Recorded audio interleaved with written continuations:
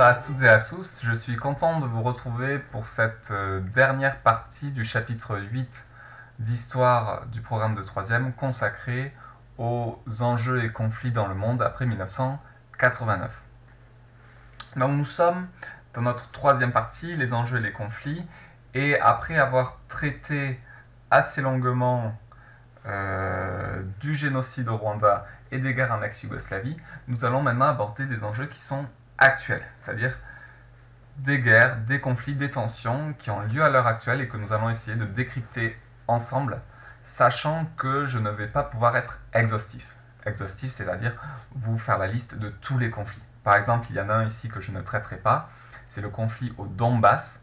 Le Donbass, c'est une région de l'Ukraine où finalement cette partie à l'est de l'Ukraine fait sécession aujourd'hui avec le gouvernement ukrainien et elle est soutenue par les Russes qui envoient un certain nombre de troupes. Donc voilà, un conflit, une sorte de guerre civile en Ukraine, mais où on a une grosse influence russe. Voilà, c'est un exemple parmi d'autres de conflits que je ne traiterai pas parce que voilà, déjà que là on va beaucoup plus en profondeur que ne le voudrait normalement le programme de 3e.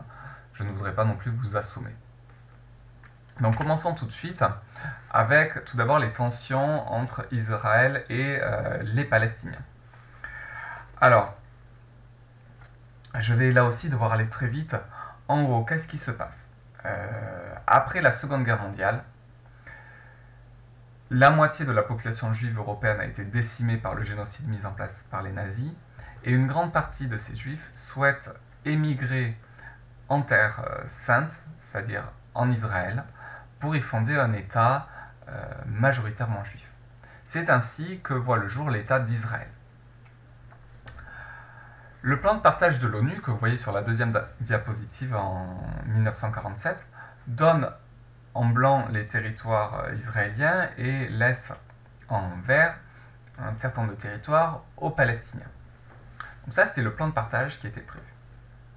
Sauf qu'il y a eu un grand nombre de guerres, non seulement entre Israël et les Palestiniens, mais surtout entre Israël et les pays arabes qui soutiennent les Palestiniens. Et toutes ces guerres ont été remportées par Israël. Du coup, Israël a appliqué la loi du plus fort et à chacune de ces victoires en a profité pour agrandir son territoire au point qu'à l'heure actuelle, finalement, les territoires palestiniens sont extrêmement peu nombreux et que le droit international, donc par exemple la France, ne reconnaît pas l'occupation d'une partie des territoires là qui sont ici en blanc, qui sont de fait occupés par Israël, mais qui, selon le droit international, reviendraient normalement à la Palestine. C'est notamment le cas de Jérusalem. Normalement, Jérusalem, une partie de la ville de Jérusalem appartient aux Palestiniens, et donc la France ne reconnaît pas que Jérusalem soit une ville israélienne, et pour cette raison, l'ambassade de France en Israël est à Tel Aviv, et pas à Jérusalem. Pour cela que quand Donald Trump, le président des États-Unis, a déplacé l'ambassade des États-Unis de Tel Aviv à Jérusalem, ça a créé beaucoup de tensions parce que c'était de facto reconnaître la légitimité d'Israël à occuper cette ville. Donc ces tensions, elles ont abouti à des affrontements assez violents, ce qu'on appelle les intifadas, entre la population palestinienne vivant dans ces territoires occupés et Israël. Intifada, c'est un terme en arabe qui signifie soulèvement. Et donc là, vous voyez, je trouve cette photographie très belle, un jeune tenir un drapeau palestinien, abrité derrière un moyen de fortune, une planche, et tenant une pierre.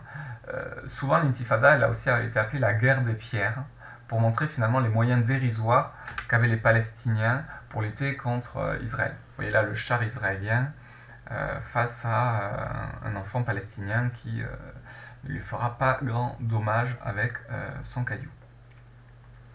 Donc voilà, à l'heure actuelle, on peut dire que la situation entre Israël et la Palestine est très tendue et nul sait ce vers quoi elle va se tourner.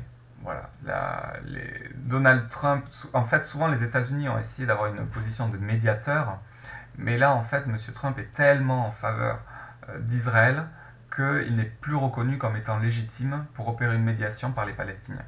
Donc aujourd'hui, on pourrait dire que le dialogue entre Palestiniens et Israéliens est bouché, est impossible, et donc du coup, ça peut laisser supposer de nouvelles violences. Maintenant, nous allons aborder, dans cette région aussi, un deuxième axe de tension qui est la rivalité entre les sunnites et les chiites. Alors les sunnites et les chiites, ce sont deux branches de l'islam qui sont apparues dès la mort du prophète Mohammed et qui portaient finalement sur qui était légitime pour succéder au prophète. Les chiites pensant que ça devait être le gendre de Mohammed et les sunnites pensant que ça devait être le calife choisi par la communauté. Et deux pays souhaitent se placer finalement comme les représentants, comme les champions de ces courants religieux. Pour les sunnites, c'est l'Arabie Saoudite. L'Arabie Saoudite dit être la représentante des sunnites et surtout elle s'appuie pour ce faire sur le contrôle qu'elle exerce sur la Mecque et Médine, les deux principaux lieux saints de l'islam. De l'autre côté, on a l'Iran qui, elle, prétend finalement représenter la population chiite. Sauf que dans la réalité, c'est beaucoup plus complexe. Vous voyez sur cette carte, en vert, les États majoritairement sunnites, en rouge, les États majoritairement chiites, et entre le vert et les rouges, les États qui regroupent un peu de sunnites et un peu de chiites. C'est particulièrement visible ici, où vous avez finalement le pourcentage de chiites dans la population du pays. Donc vous voyez qu'en Iran, ils sont extrêmement majoritaires, ainsi qu'en Azerbaïdjan. En Irak, nous sommes presque sur un ratio de 50-50, 60-40, mais finalement, l'Irak est un pays qui comporte autant de sunnites que de chiites, pourrait-on dire. Mais après, que ce soit au Yémen, en Syrie, en Turquie, les chiites sont très minoritaires.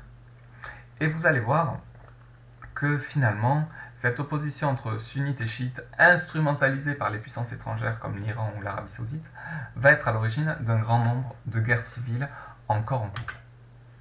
Alors ces guerres civiles, elles voient le jour du fait du printemps arabe de 2011. Alors qu'est-ce que le printemps arabe? Le printemps arabe, c'est un phénomène en 2011 de contestation né sur les réseaux sociaux où finalement les populations arabes réclament plus de droits, plus de démocratie. Il faut savoir que tous ces pays-là avaient des régimes très autoritaires à cette époque. Et donc du coup, cette contestation qui se propage d'un pays à l'autre a abouti à des résultats très variés. Pour la Tunisie, par exemple, ça aboutit à l'établissement d'une démocratie. Que le dictateur Ben Ali quitte le pouvoir et encore aujourd'hui, la Tunisie connaît une démocratie parlementaire et a pu opérer une transition démocratique. En Égypte, ça aboutit dans un premier temps à une transition démocratique avec l'élection du représentant des frères musulmans dont j'ai oublié le nom, Mohamed Morsi. Donc Mohamed Morsi est élu président de l'Égypte, mais il est renversé par un coup d'État militaire de Al-Sisi, et aujourd'hui l'Égypte vit à nouveau finalement sous un régime autoritaire. Donc on a finalement tout ça pour rien. On a un dictateur, une transition démocratique, et on revient à un nouveau dictateur. Et ensuite, vous voyez, en Syrie, ou en Libye, ou au Yémen, eh bien ça aboutit à des guerres civiles. C'est-à-dire que les dictateurs s'accrochent au pouvoir. C'est le cas par exemple de Bachar el-Assad en Syrie. Alors, au Yémen et en Libye, c'est plus complexe parce que les dictateurs au pouvoir au moment du printemps arabe ont été renversés, ont été tués, mais pour autant, leur mort n'a pas marqué la fin des guerres civiles.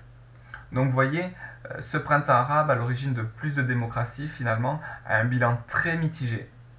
Parce qu'à part la Tunisie, on ne peut pas dire qu'il ait abouti à grand-chose. Alors la Syrie. Donc là, vous avez une carte de la Syrie aujourd'hui, où on voit finalement les 4 principaux camps.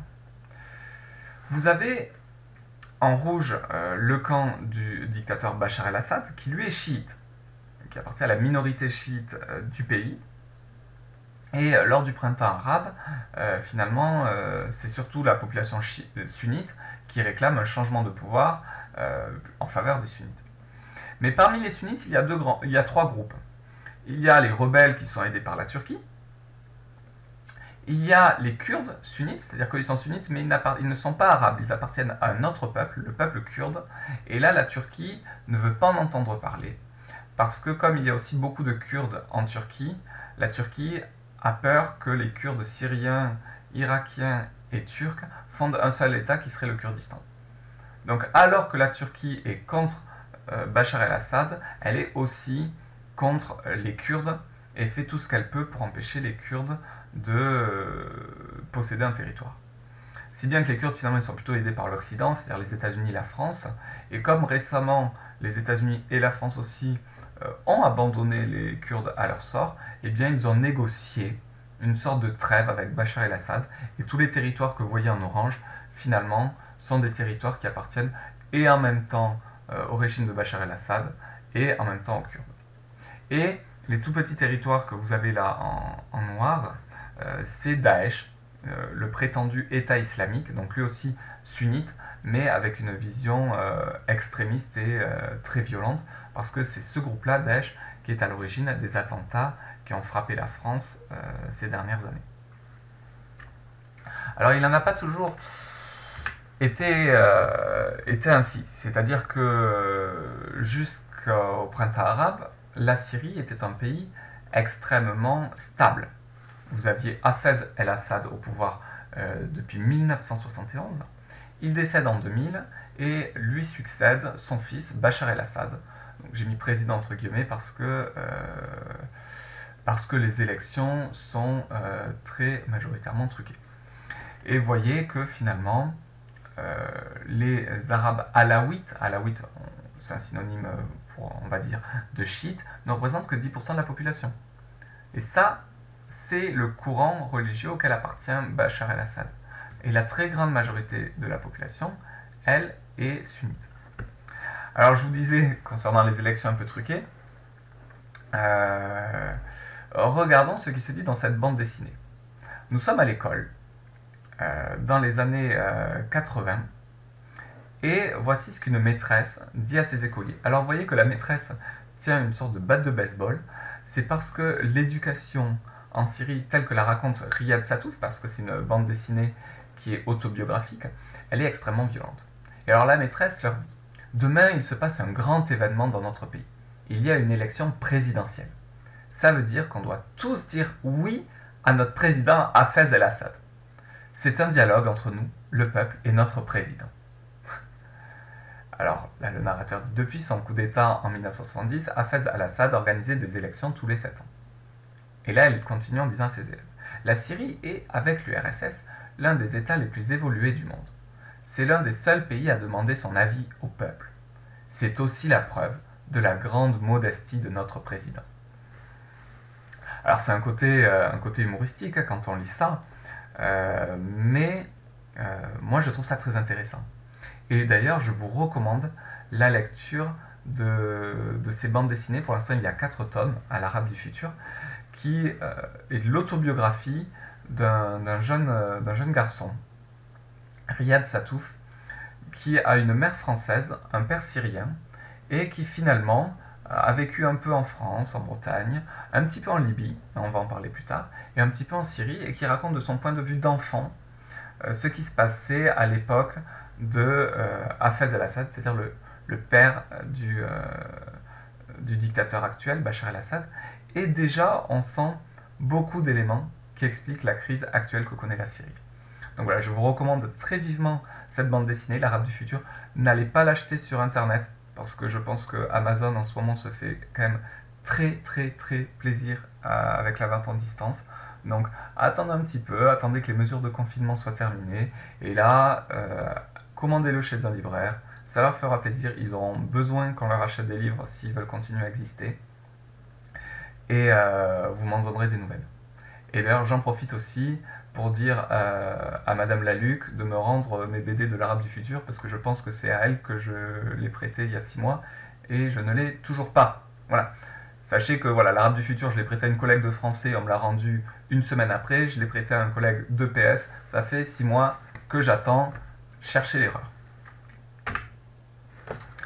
Donc regardez, très, très rapide évolution finalement de la situation de la guerre civile en Syrie. Vous avez en 2015 ce qui correspond à l'apogée de Daesh. Vous voyez que Daesh contrôle un territoire immense et on se demande s'ils ne sont pas sur le point de contrôler la quasi-totalité de l'État syrien. Ce qui fait que la France va notamment soutenir les Kurdes dans l'effort contre Daesh. Les Kurdes vont reprendre Raqqa qui était devenue la capitale du prétendu État islamique.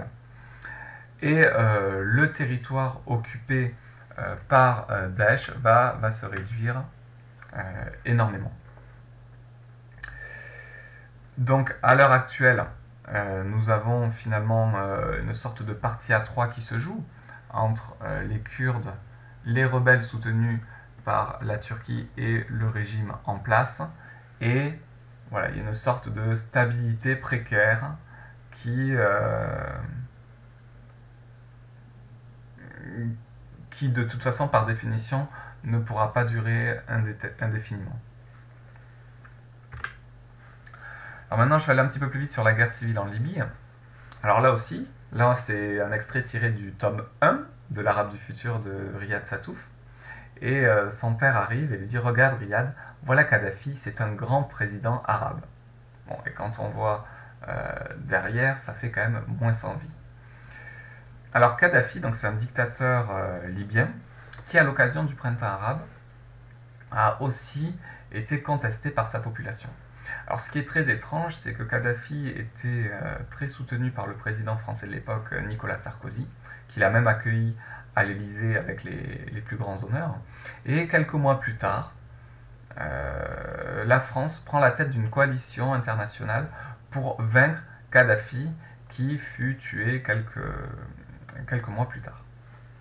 Cependant, la chute de Kadhafi n'a pas marqué pour autant la fin de la guerre, puisque aujourd'hui, alors j'exclus le sud, mais le nord, la partie la plus peuplée de la Libye, est divisée entre deux forces. En rouge, vous avez celle du général Haftar, qui est soutenu par la France par exemple, et en vert, le gouvernement de Fayez el-Sarraj, qui est soutenu par la Libye et la plus grande partie de la communauté internationale.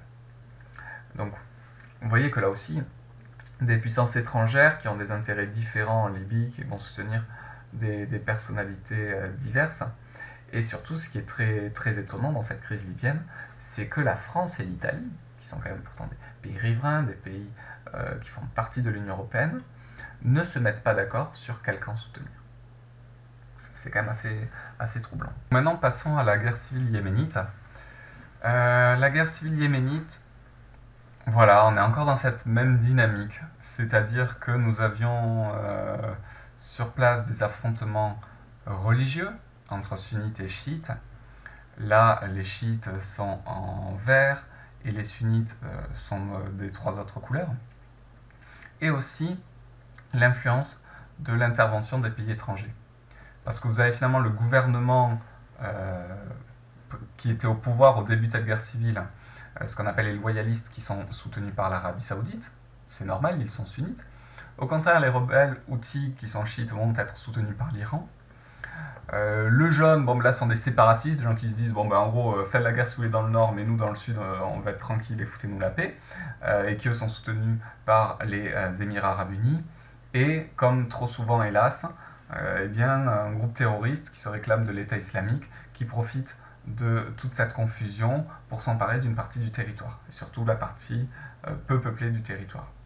Donc, évidemment, je n'attends pas de vous que vous reteniez tous les noms de groupes que je vous ai donnés là, ce serait quand même très très difficile, mais retenez que dans les guerres civiles en cours au Proche et Moyen-Orient, il y a finalement des conflits religieux et politiques qui sont en plus instrumentalisés par les pays étrangers.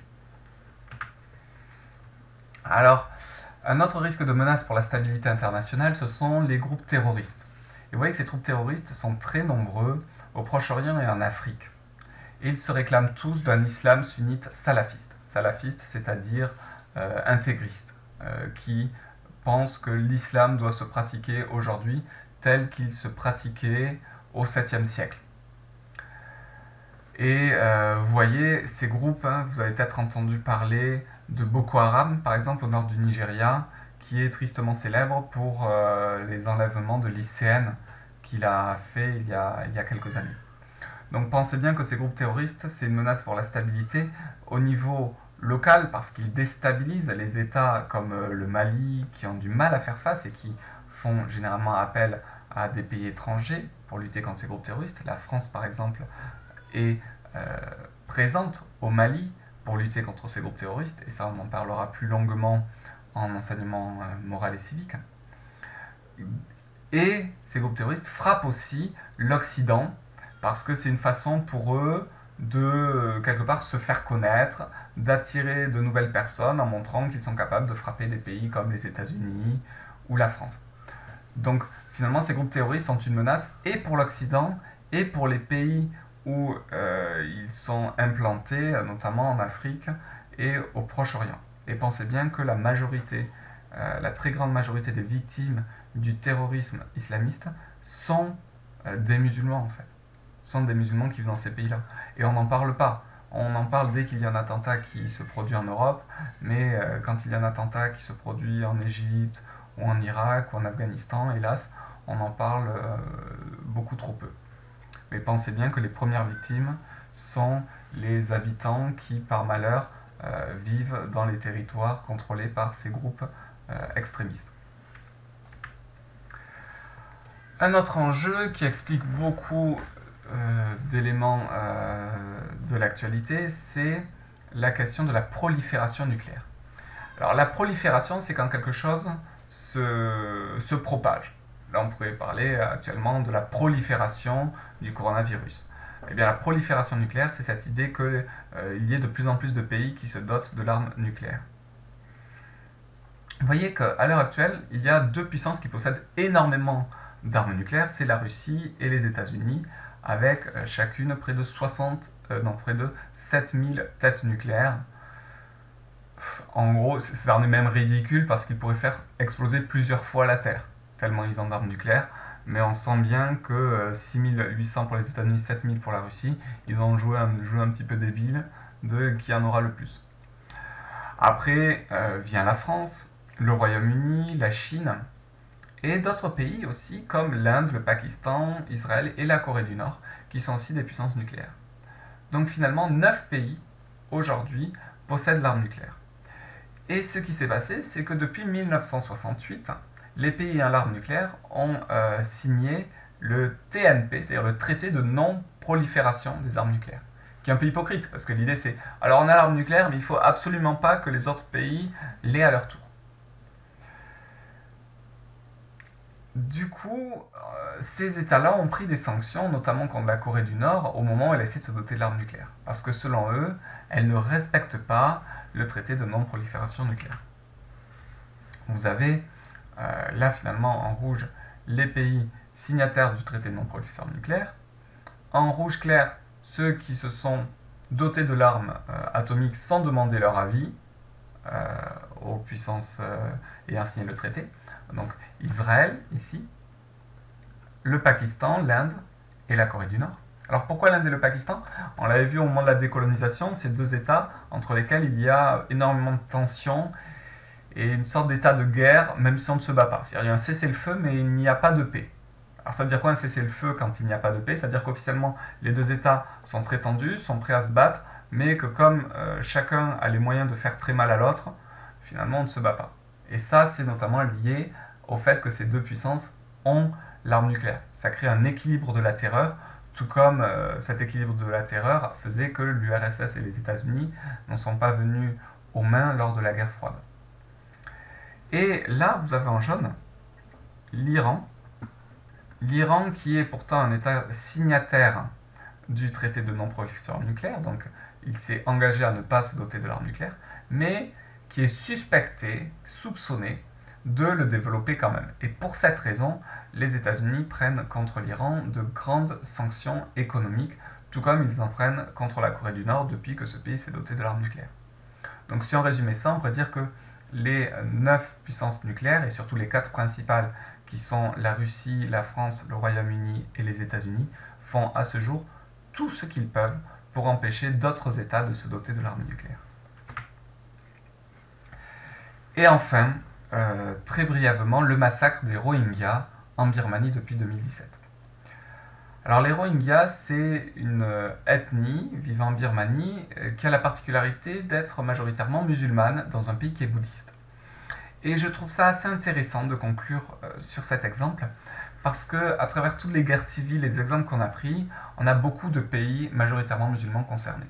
Et on pourrait penser que le problème finalement vient de l'islam, que l'islam serait une religion qui inviterait au conflit, et rien n'est plus faux. Voilà, il n'y a pas de religion pacifique ou violente en soi. Les religions, elles portent toutes un message d'amour, de paix, de tolérance. Par contre, quand le pouvoir politique instrumentalise une religion, là ça peut donner des massacres et des génocides. Et c'est le cas finalement avec Daesh qui instrumentalise l'islam pour commettre des attentats, pour tuer. Mais c'est le cas en Birmanie où la junte militaire c'est-à-dire la dictature militaire en place en Birmanie, instrumentalise le bouddhisme pour persécuter et tuer la minorité musulmane. Et alors parfois, nous en France, on peut avoir l'impression que le bouddhisme, c'est une religion très pacifique, etc. Eh bien, voilà, la preuve par ce massacre des Rohingyas en Birmanie actuellement, les bouddhistes ne sont pas plus gentils que n'importe quelle religion. Si ils sont instrumentalisés par un pouvoir politique intolérant, eh bien, ils peuvent commettre des massacres comme n'importe quel régime politique extrémiste. Et en plus, la particularité, c'est que la femme au pouvoir actuellement en Birmanie, c'est Aung San Suu Kyi. Et Aung San Suu Kyi, pendant longtemps, était une contestataire de la junte militaire. Elle critiquait la dictature en Birmanie, et pour cette raison-là, elle a reçu le prix Nobel de la paix.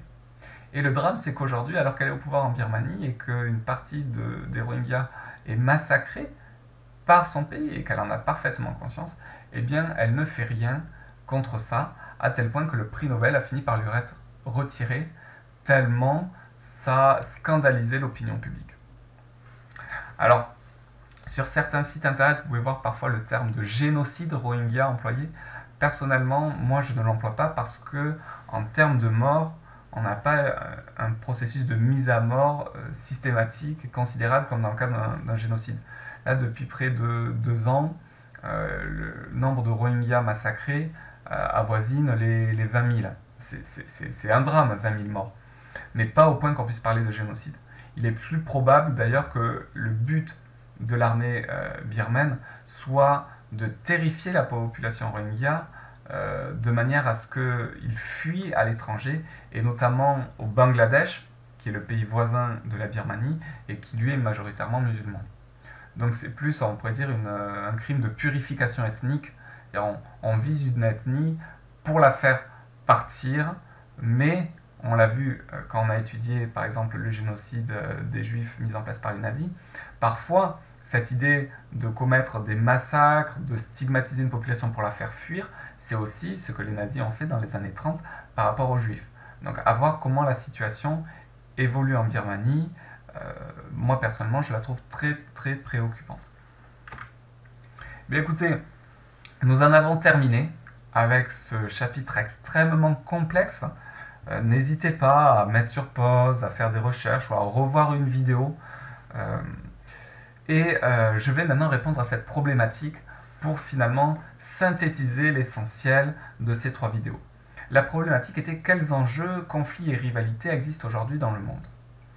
On pourrait dire que le principal enjeu tourne autour de la domination des États-Unis sur le nouvel ordre mondial. Aujourd'hui, les États-Unis sont la première puissance mondiale, mais ils sont remis en cause par l'émergence des BRICS et aussi par l'émergence de l'Union européenne. De nombreux conflits régionaux ont éclaté, notamment au Proche-Orient et en Afrique du Nord, du fait du printemps arabe et du fait de l'opposition entre les chiites et les sunnites. Ces conflits sont souvent instrumentalisés par les puissances étrangères et s'éternisent dans le temps.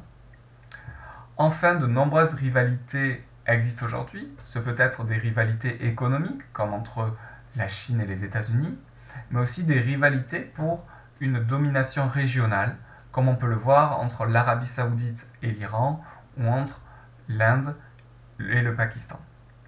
Donc aujourd'hui, nous pouvons dire que le monde est particulièrement instable, qu'il y a un grand nombre de conflits et que la fin de la guerre froide n'a pas marqué l'ouverture d'une période de paix mondiale. Sur ce, j'espère que ces vidéos vous ont plu. N'hésitez pas à liker, à vous abonner à la chaîne et tout ça, c'est ce que disent les youtubeurs à la fin de leurs vidéos, donc je le fais aussi. C'est vendredi, nous en avons terminé avec les cours pour cette première semaine de confinement. Je posterai juste une vidéo dimanche sur les histoires de pirates. Voilà, j'ai décidé de faire une fois par semaine des vidéos culturelles hors sujet pour se faire plaisir. Et du coup, nous reprendrons lundi prochain un nouveau chapitre de géographie. Sur ce, portez-vous bien, essayez de profiter du soleil si vous avez un jardin ou un balcon. Et surtout, et c'est paradoxal que je vous dise cela alors que je fais des vidéos YouTube, mais essayez de vous déconnecter, de vous accorder des temps de pause. Profitez-en pour lire, pour dessiner, pour faire de la musique, voilà, pour vous couper des écrans, parce que sinon j'ai bien peur que vous explosiez d'ici quelques temps. Et j'en profite aussi pour aborder, en guise d'ouverture, de conclusion, le débat qui existe aujourd'hui autour de la plateforme Discord. Faut-il ou non utiliser Discord pour continuer à faire court? Voici mon avis. Je dois vous avouer que c'est quelque chose qui m'a fait énormément hésiter, sur lequel j'ai pas mal réfléchi, et j'aimerais vous livrer ma piste de réflexion. Déjà, les avantages. Les avantages, c'est qu'on est sur des serveurs extrêmement puissants, qui fonctionnent sans problème, et où on peut mettre des quantités faramineuses de données. Si on compare aux bugs ou aux ralentissements qu'on a en ce moment sur École Directe ou sur l'ENT, c'est vrai que ces logiciels type Discord ou YouTube, basés aux États-Unis, nous offrent l'avantage d'être beaucoup plus puissants et donc beaucoup moins sujets à des ralentissements lorsqu'ils doivent faire face à des connexions simultanées. À ce sujet, j'aimerais vous demander, quand vous allez sur École Directe, dès que vous avez fini d'utiliser, pensez à vous déconnecter et à fermer le site. Ça diminue la bande passante et ça permet aussi d'être un peu moins surchargé. Voilà. Donc ça, voilà, le premier aspect, c'est la puissance. Le deuxième, c'est que c'est un logiciel qui est gratuit, ce qui est agréable quand même. Le troisième, c'est que pour un certain nombre d'entre vous qui sont peut-être des gamers en plus de leur métier d'élève, c'est des logiciels que vous utilisez déjà. Alors, pour ma part, j'ai jamais utilisé Discord. Bon, faut dire que j'ai un petit peu levé le pied sur les jeux en réseau du fait de ma vie professionnelle et personnelle de jeune papa. À mon époque, on avait TeamSpeak. Voilà, je ne sais pas si ça existe encore, mais je pense que c'est un peu le même principe. Voilà, quand on est un gros groupe, quand on se réunit dans une guilde, moi c'était à World of Warcraft, mais ça peut être pratique de se réunir en grand groupe, dans des channels différenciés, etc. etc. Donc, voilà, c'est un outil que vous maîtrisez déjà. Et le quatrième et dernier élément qui m'a particulièrement séduit, c'est que c'est un outil qui vient de vous, les élèves. C'est-à-dire qu'avec Discord, vous avez appris à vos enseignants à utiliser un de vos outils. Et ça, c'est quelque chose qui, moi, m'a énormément touché dans la crise que nous vivons actuellement et qui me remet énormément en question en tant qu'enseignant, c'est-à-dire la capacité à inverser les rôles et la capacité pour les enseignants à apprendre de leurs élèves. Vous voyez? Parce que finalement, notamment sur l'outil informatique, mais sur plein d'autres choses, eh bien, j'ai réalisé qu'on a beaucoup à apprendre de vous. Et je dis ça sans démagogie, hein, sans vous flatter pour vous faire plaisir, mais je suis vraiment sincère. C'est-à-dire que moi, là, j'utilise le logiciel Camtasia pour faire des vidéos. Ce logiciel, c'est un élève de seconde qui m'en a parlé il y a 2 ans. Il l'utilisait pour faire une vidéo en français. Je suis passé par là parce que je ne savais pas quoi faire et parfois ça m'arrive de débarquer dans les cours de mes collègues, vous savez bien. Et là, j'étais stupéfait par la qualité de la vidéo qu'il avait réalisée avec ses amis pour son exposé de français. Donc il m'a dit, monsieur, regardez, c'est Camtasia, c'est facile à utiliser, si vous voulez je vous montre, etc. Et je lui ai dit, oh, c'est génial, moi aussi, je vais faire une chaîne pédagogique sur YouTube. Donc vous voyez, ça fait longtemps que j'avais ce projet-là. Et ben, finalement j'ai laissé tomber. Voilà, j'ai laissé tomber parce que je suis un peu comme vous. Hein, quand on n'a pas la nécessité, on a un peu la flemme. Et on laisse tomber tout un tas de choses. Et là, bon ben voilà, je suis confiné chez moi, j'ai plus trop de moyens de continuer à faire cours et je me dis, tiens, cette idée-là d'une chaîne YouTube pédagogique, peut-être que tu pourrais la ressortir du placard. Mais finalement, cette idée, que j'ai la prétention de trouver assez bonne, eh bien, c'est pas la mienne. Elle est venue de la part d'un élève, et l'outil qui m'a permis de la réaliser, ben, c'est un outil qui m'a été donné par un élève. Et ça c'est ce qui est le plus gratifiant pour un enseignant. C'est-à-dire un enseignant, quand il se dit, tiens, là, mon élève, il a tel niveau que maintenant c'est lui qui va m'apprendre quelque chose, ben, on est super heureux, on est super fiers pour eux. Voilà. Donc, le quatrième argument en faveur de Discord et non des moindres, c'est cette capacité que nous avons eue, nous les enseignants, nous qui avons tellement de mal à rentrer dans l'ère du numérique, eh bien, à apprendre à votre contact. Et pour cela, un grand merci à vous pour votre sérieux et le professionnalisme dont vous avez fait ça. C'est-à-dire qu'en plus, vous n'avez pas juste monté votre groupe Discord où vous jouiez habituellement. Hein. C'est-à-dire que vous avez monté des choses précises, vous avez réparti par matière. Enfin, je suis stupéfait par la qualité de ce que vous avez mis en place. Alors, maintenant, 3 gros défauts qui, du coup, me font hésiter, terriblement hésiter concernant l'utilisation de Discord pour y faire des cours. Le premier, c'est la contrainte en termes d'organisation horaire. C'est-à-dire qu'il faut se réunir telle heure, tel jour pour faire classe. Alors ça, c'est peut-être bien pour vous parce que ça vous permet de maintenir un rythme comme à l'école, et je le conçois. Mais moi, dans mon organisation personnelle, ça m'est très difficile.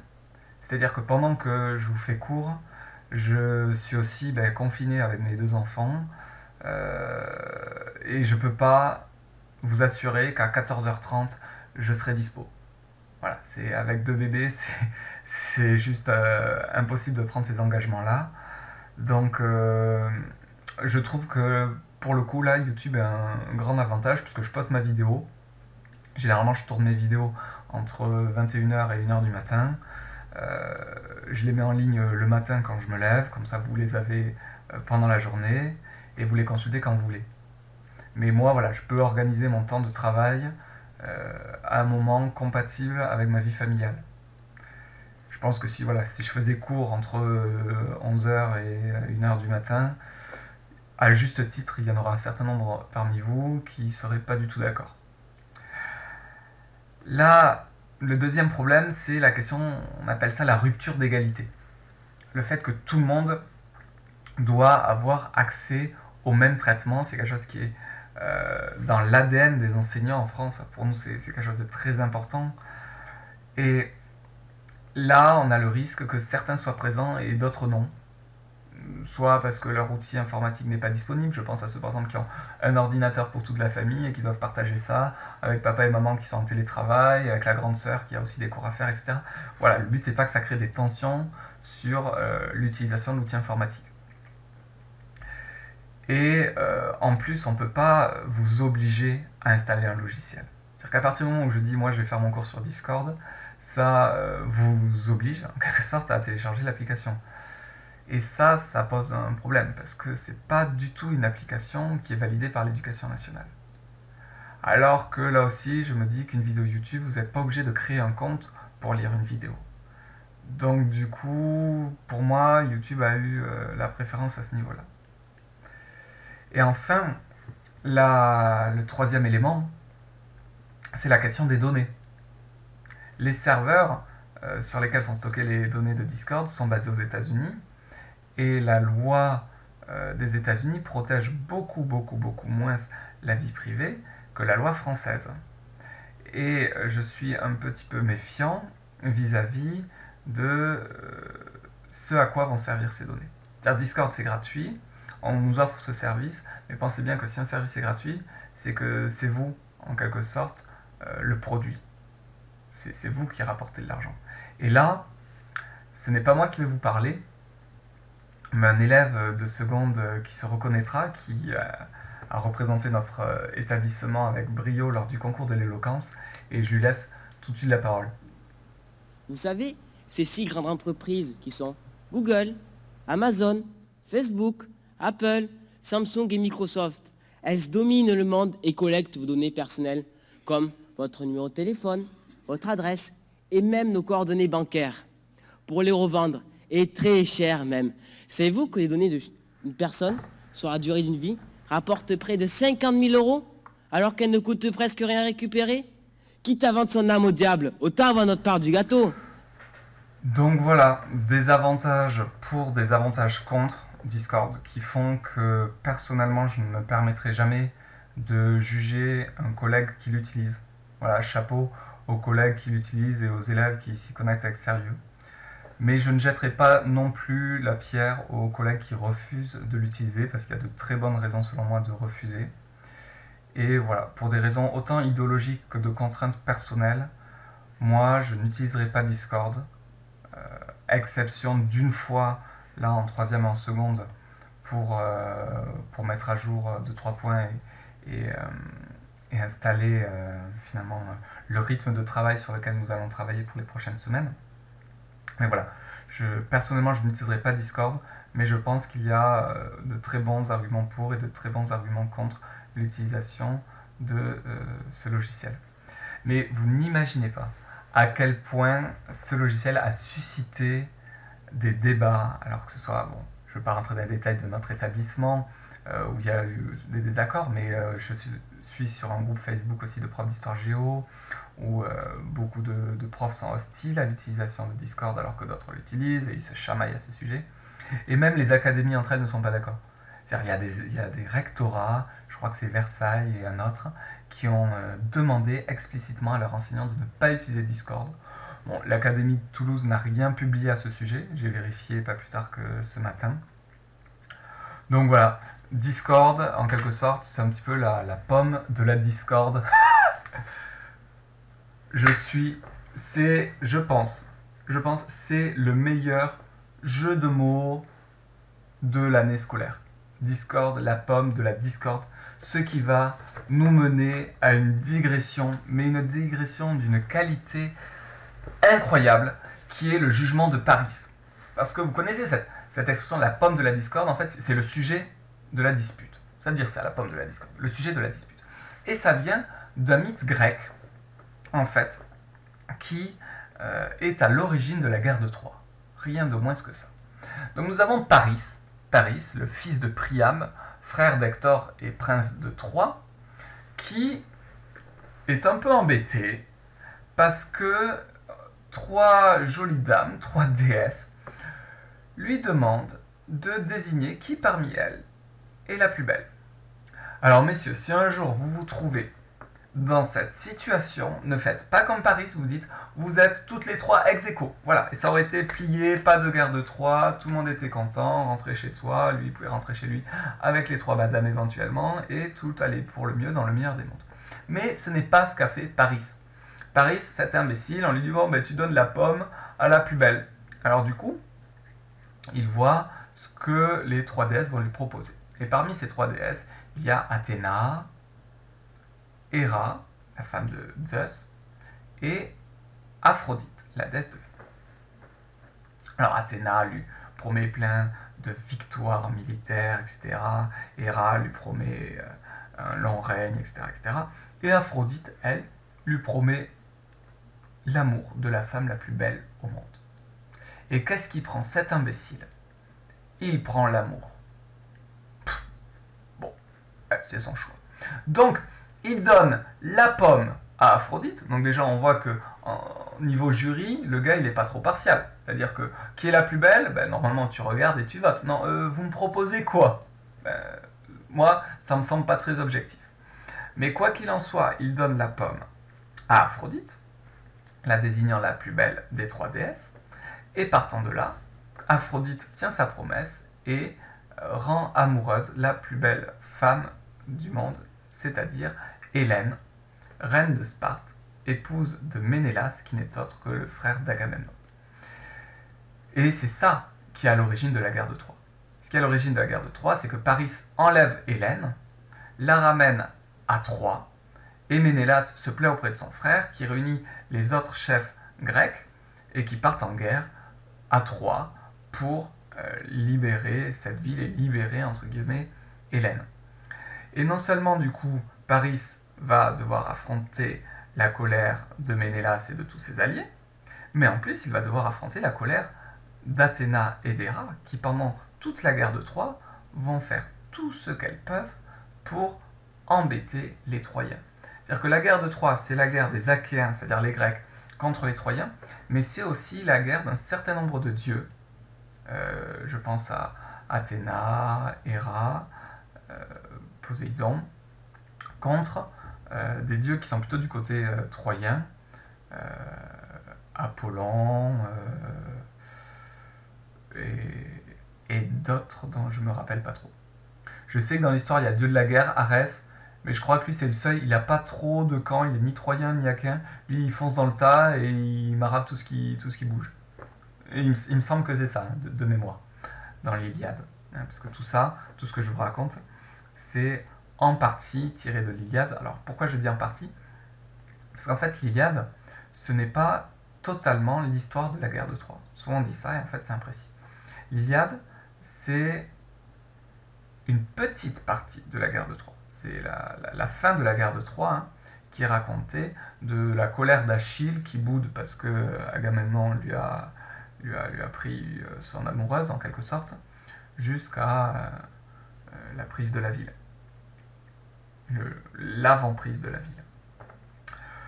Donc voilà, Paris qui, offrant cette pomme de la discorde à Aphrodite, plongea son peuple dans une guerre qui vit la destruction de sa cité et la fin de son peuple, à l'exception d'Énée, prince de Troie, qui s'enfuit de la ville lorsqu'elle est prise et qui fonda par la suite la cité d'Albe la Longue dans le Latium, qui deviendra un peu plus tard Rome. On est d'accord, tout ce que je vous raconte là relève du mythe. Il n'y a aucune preuve historique qu'une guerre telle que la guerre de Troie ait eu lieu, ou que la fondation de Rome se soit faite par les descendants d'Énée. C'est-à-dire cette histoire d'Énée qui s'enfuit de Troie et qui va ensuite fonder une dynastie d'où descendent Rémus et Romulus qui fondèrent Rome.